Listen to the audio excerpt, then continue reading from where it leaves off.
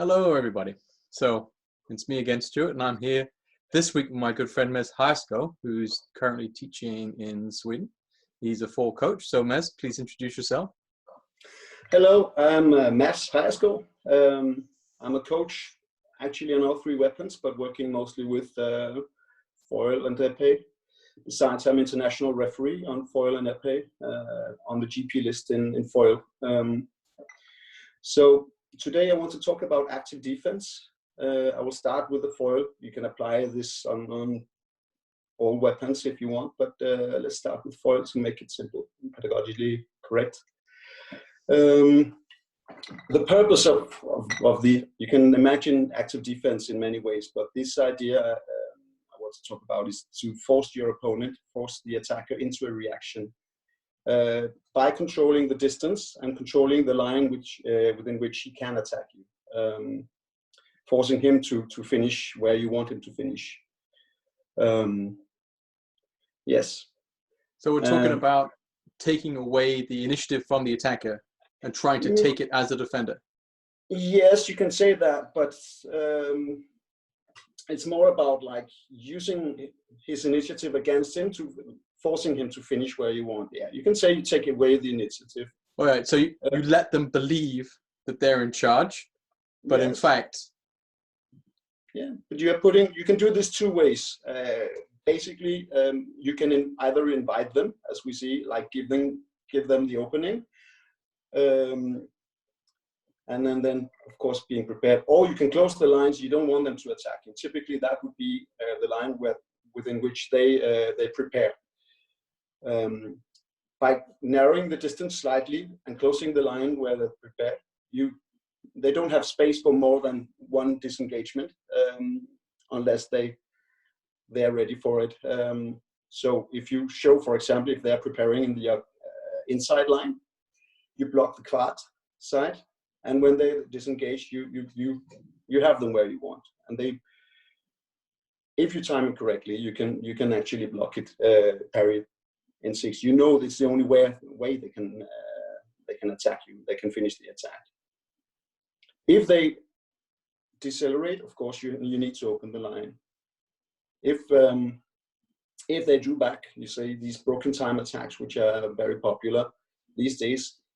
If they draw back the arm to do this attack, you can actually stop it and accelerate away from them because the distance is too short for broken time attacks. So that's basically the idea. Starting with the first step, you allow the distance, assuming the distance is at the beginning of the attack is step lunge distance. You move in half step when on your opponent's first step, and block the line.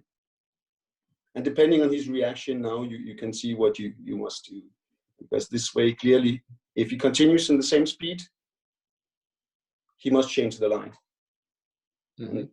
into this line where you want him to do. So yeah, that's basically the fundamentals of this. If he's accelerating to get through this, you can actually make counterattack, because if he's accelerating, he will not have room. If you're not showing your line blocking strongly enough, you can just move into him and block it completely. And if he's accelerating while he's changing the line, you can block the other line and make counterattack there. Okay. Does it make sense? It makes sense to me, but let's try to lay it out. So you're starting at step lunge, right? They're making a step in, lunge distance now, and you make a half step in. So you actually crammed it to a bit shorter than the lunge. Yes. Right? So then so they decide to push through, and you're just going to land on top of them, and they haven't got the space or the time to land their point into your target. I will show it with these sticks. So, yeah.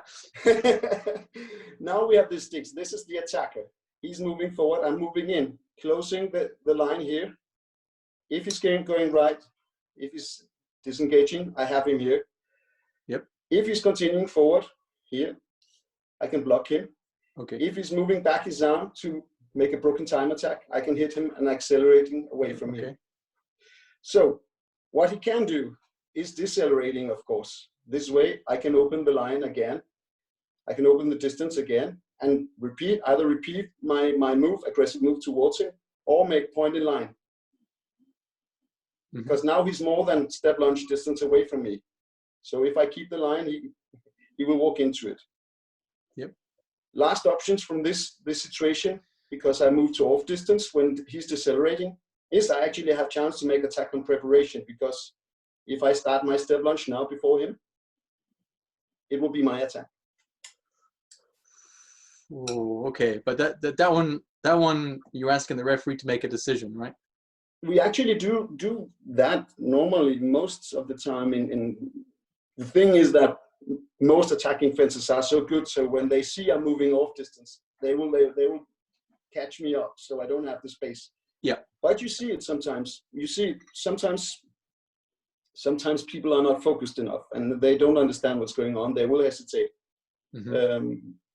But you need to be ready for all options. Like when you start the attack, initiating the defense is about being completely focused. It may be the hardest thing in fencing, being focused when it counts. So it takes a lot of focus to fence this way. But being applied properly, it's really hard to attack against this kind of defense. So I mean, I could give an example when Timo Safin became world champion. This was pretty much part of his fencing, this kind of defense. And you see, he's rarely, when he's defending, he's rarely moving backwards. He's stressing so much fencing into the middle of the piste, unless he's attacking himself. Right. So he's basically trying not to go back, but just try to. Yeah, but this is the idea that you push the confrontation to where the opponent doesn't want it.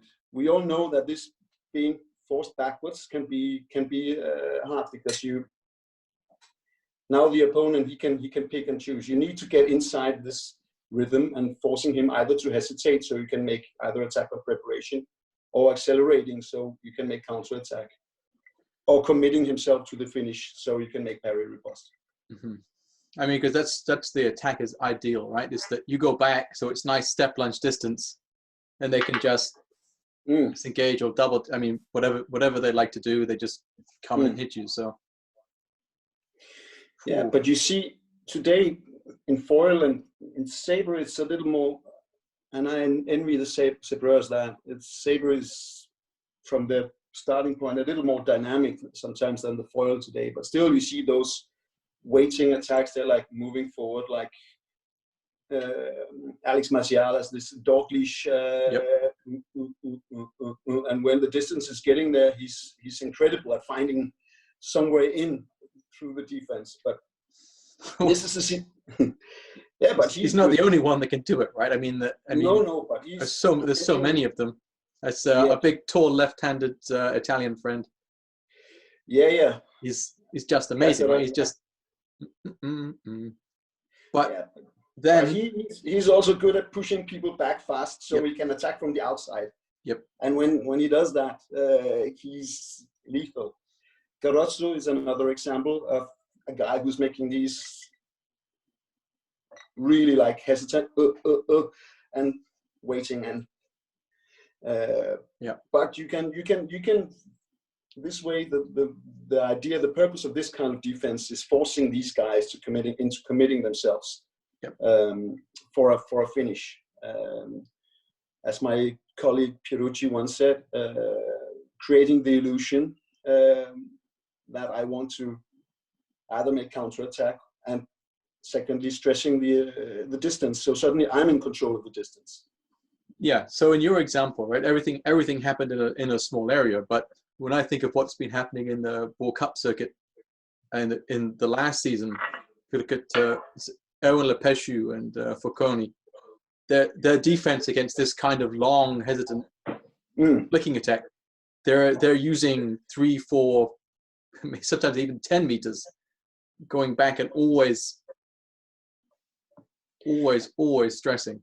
But this is exactly the point. This is exactly the point, because the answer to this kind of defense, when I'm closing in, would be to decelerate, so I still have space to keep my point away from the blade.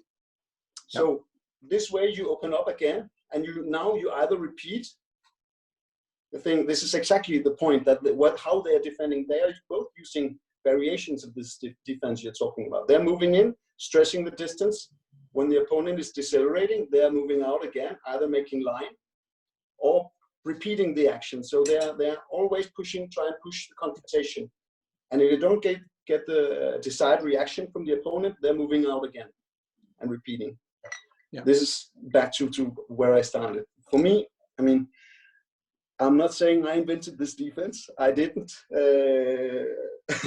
but I'm trying to put some words on it to like describe what I'm working with these days with my fences, because this is the way you defend against these kinds of attacks, because not many fences are being allowed these huge attacks from the outside, which you have seen before, for example by Cassava in his heydays, and particularly in the old, before the system of 2005.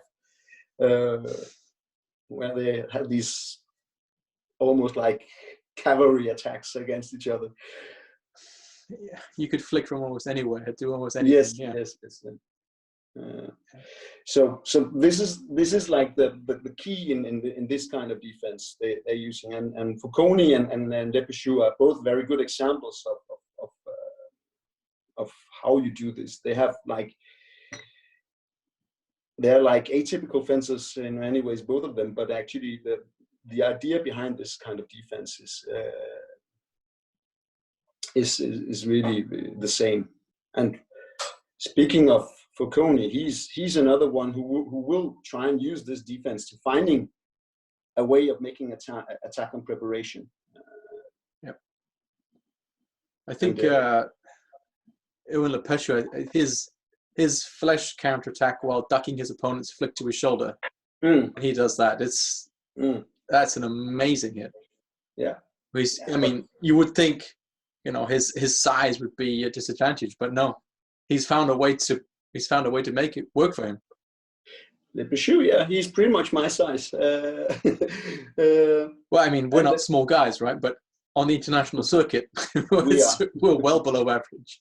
Yeah, but those two have another thing in common, which is that they are both very intelligent fencers. They can come up with solutions on many things. And if you look at them and compare them with their compatriots, France, respectively Italy, you'll see that they are not fencing like their teammates. I mean, comparing Foucault with Garozzo, or even Avola, or his entire technique is built up on his, I think he's quite different motor skills. So is Caceres, but I'm trying to approach a more mechanical approach to this kind of defense, because they have some talents which is basically between their ears, but they apply the same philosophy when you look at them, and I've had the chance to referee them more times than I can count, but you can see a more like mechanical fencer, for example, like Safin. This is where he's maybe relying more on his speed and he is incredibly fast, so he can do that, but he doesn't need to think as much, but he's like doing some stuff instead, something he learned. And I think basically he learned it when the Italians were in Russia. Okay. I've seen some lessons with him where he's training just this kind of defense, like where he's pushing the line and making parry. It's quite interesting to see. because before the arrival of the Italians, you saw the most Russian fencers, they prefer to fence from a larger distance and using the piste and creating speed to attack from outside. And, I mean, the means against that is, of course, to close down the distance, and that's basically what they learned when the Cerioni and Giovanni were in Russia. Besides the physical preparation, which improved. So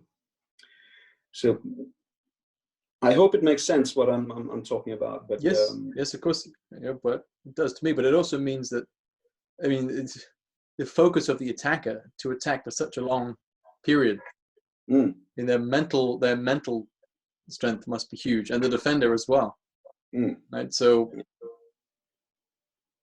not only do you have to be physically prepared, but you have to be mentally and emotionally prepared to be able to concentrate for such long periods.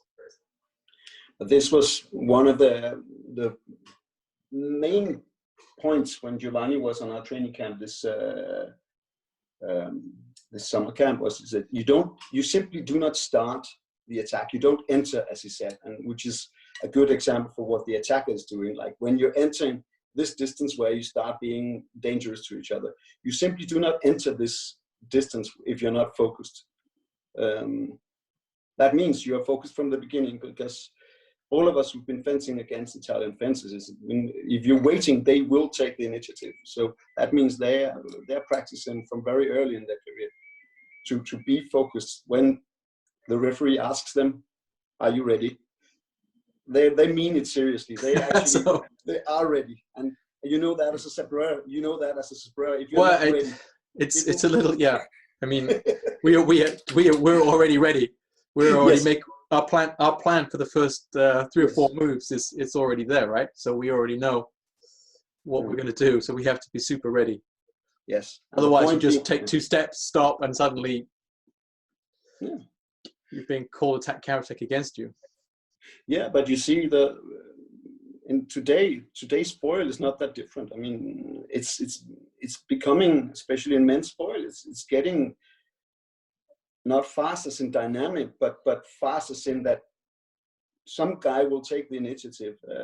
There are exceptions. There are some beautiful exceptions from this. I remember refereeing a match between Avola and Cheremisinov at the Europeans, like 2 fencers who were fencing in different ways like they did 15, 20 years ago, maybe even more. And so much like playing with the opponent's action and craving for a reaction in completely different ways. It was like, watching black and white movies.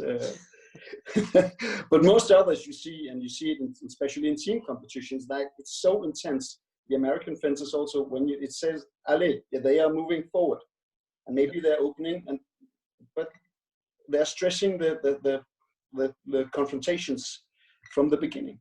Even if they want to fence, like Itkin, who is a defensive fencer mainly, but he's always stressing the confrontation. Well, I mean, the problem is if you've got no pressure on your opponent, you can't defend. Yeah. If they don't feel they have to finish, they're never going to finish on you. Exactly. If they don't fear the counterattack or they don't fear your parry, they're not going to pick the action you want them to. You've got to put pressure on them. Yes, exactly.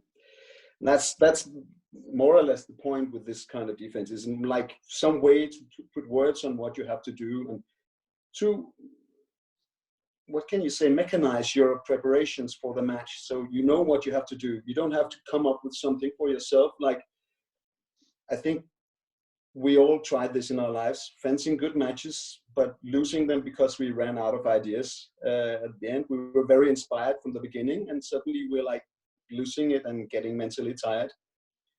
But good preparation means that you can sometimes, because there will be times in a match for 15 where you're not fully focused.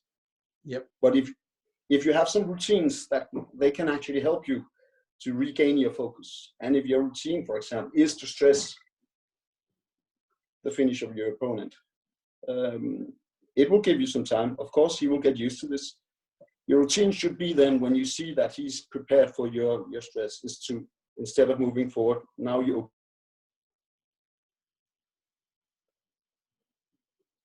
No, I think we've lost you there, Mads. Oh, and we're back again. A little bit of an internet problem there.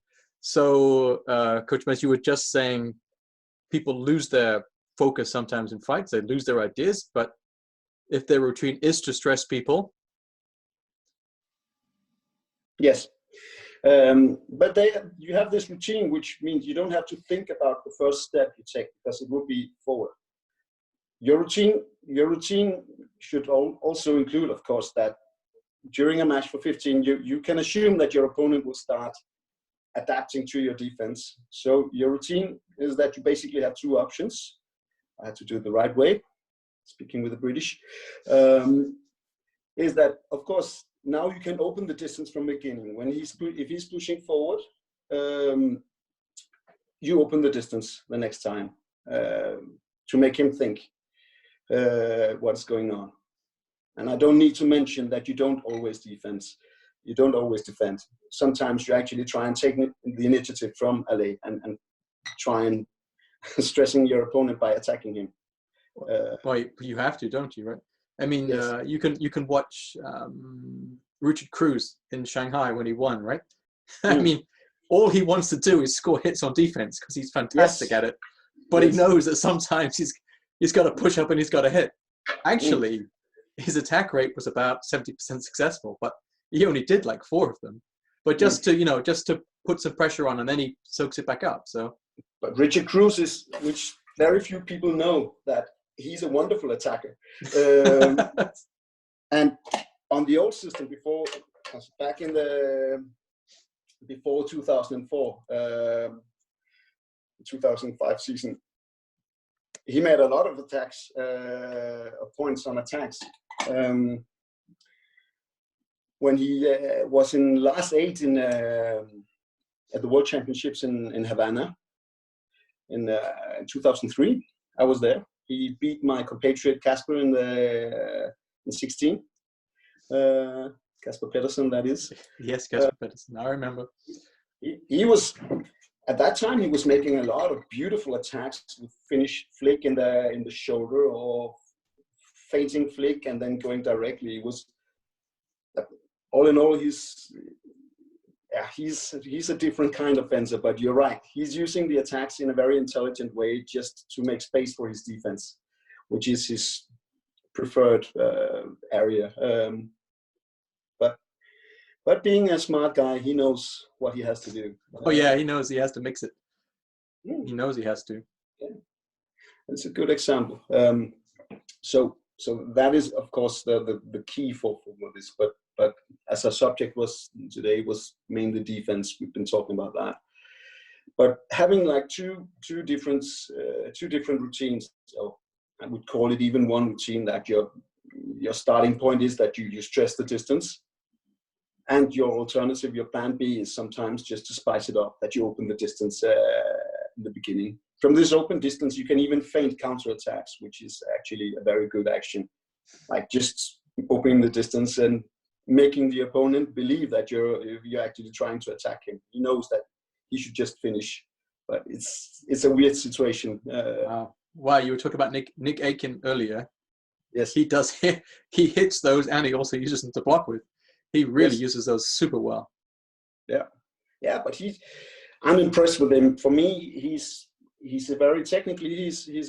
still looking very young, but he's sound, and he seems to me like a very smart fencer, because he's really mixing things up very well. And he's so hard to fence with.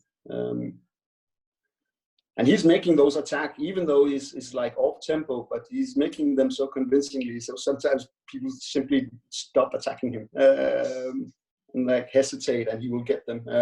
Yep.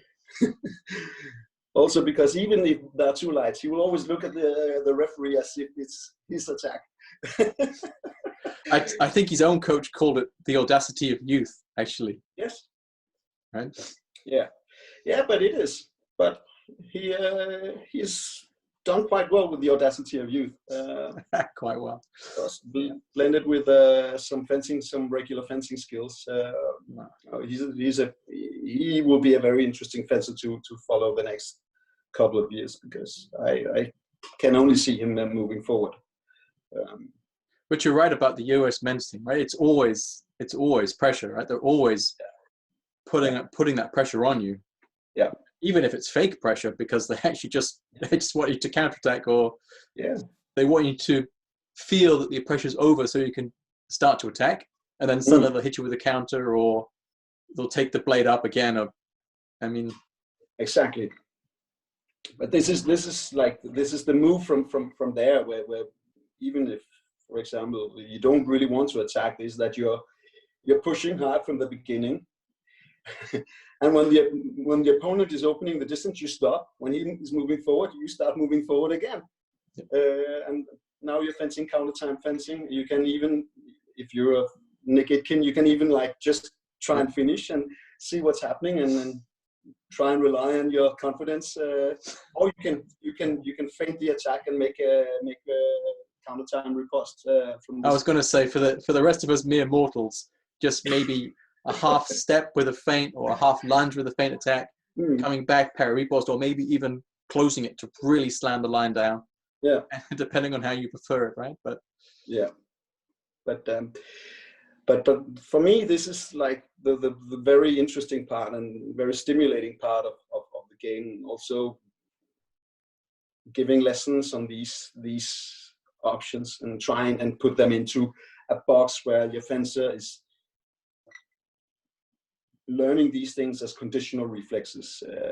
It's really hard. It's really demanding for the coach, but it's really stimulating, because you can play your own little game with your students when you're teaching this, where depending on who starts the first step, you have these 2-3 options. You can limit those options depending on how you want to play with your student. It's fun. I played a lot of those games with Maxime Valeur when I was coaching him back in the days, and he saw the value. He hated them because it's difficult. But I mean, the big problem is, right, that when you're fencing, it's too fast to think. They have to be reflexes. Yes, and for those reflexes to be valuable, all the learning has to be internalized. Yes. And for that to happen, your coach has to put you in a situation where you're going to learn, and that means failure, at least at the start, right? So, those are pretty hard, but they're valuable. Yes, and you need them also. The next step would be from there to like the former national coach of Denmark, the Russian Boris Fomenko. He said models. You have like 2-3 or as many models as you can learn, and you can use these models. So instead of thinking what I'm between the hits, you're thinking what I'm going to do next. You have like model. Okay, I use this one, and you have like this box inside your head. You're going to use this when the referee asks you if you're ready. You know which box you're working with now. And this is hard work, and it's a lot of repetition, but it pays off, I think. So what? So the box is like a concept, a way of fencing, or a style of? Yeah, it's like different like models for the defense, for example. I mean, as you mentioned, Richard Cruz, he doesn't fit at all into what I'm talking about, because he prefers to fence from the outside. He's fencing from a relatively long distance, but always but in his way, moving a little in, moving out, and using these short attacks to provoke the windows. This could be one model you have, like fencing from this, and the next one is you close the distance. And your focus, even if you have the initiative, would always be to have the short distance. It could be that. It could be, it could be anything. But you have these models inside your head, like consisting on 3 combinations, perhaps. The active pressure defense, which we've been talking about a lot, combined with overtaking situations. For example, if you force the opponent to finish short and you can take over, respectively working with counterattacks. It could be like one combination of 3 different things. It could be many things. Well, that's a better way of having it than just having somebody shout from the sidelines, "Take cart." yeah. But I mean, because you want them to be able to, the student to be able to adapt to different situations, right? So yes, having one sentence you can shout that means a way of fencing is much more valuable. Yeah, but sometimes you need to also you need to assume when you work with your students that your student doesn't always have the privilege of having you at the sideline, so he or she should be ready. Yes. And I always assume that my fencer has some idea of how he or she wants to fence, but realizing that something is wrong, they have to be able to change things. So this is where it's, instead of coming up with a new idea between every hit, it's good if you have like, okay, I have this, I take from this group of actions, now I take these scenarios, they seem to fit well on this opponent, so I use this, so I don't have to think too much about it. I know what I'm going to do. I just have to focus on being ready when the referee asks me if I am. This is, I think, a very profitable way of working with your students. So they have this idea, knowing if this is happening, they can do this and this and this. If that is happening, if they're fencing this kind of opponent, they can do this and this and this. And if this is not working, they can change back to the other one or to a third one, perhaps. Fencing is very much a high maintenance sport. That means you have to work with these things very often. And like having these groups of actions, you need to be sharp on them, because with a tight defense, if you're not sharp on the tight defense, if you're not strict with getting into this distance where you're stressing the opponent, if your distance is like half a step too short, that will leave a lot of space for the opponent. So you really have to work with this thing so it's accurate. Yep. And that goes for the outside fencing as well, whether that be aggressive or defensive fencing. So I mean, yes, you need to work a lot with these things, but if you do, and that is the preparation for the important competitions, that is that when you reach the important competitions, you have all these things quite ready in mind, and you've been working with them recently. There will be times during the season where you have to work with different things.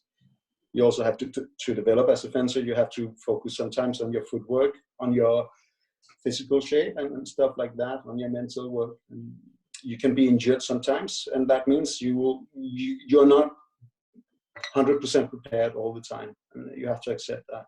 But the important part is that you are, when the shit hits the fan, you're ready for it. And that comes for a national championship, world championship, whatever.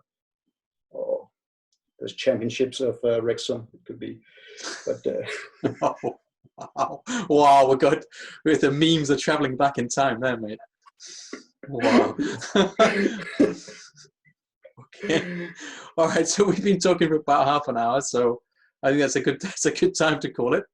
Yes. And we'll do another session next week, and we'll have yet another topic. So yes. Until then, thanks very much, Mads. Thank you. Enjoy your time. See you again soon. Yes. All right. Cheers. Bye.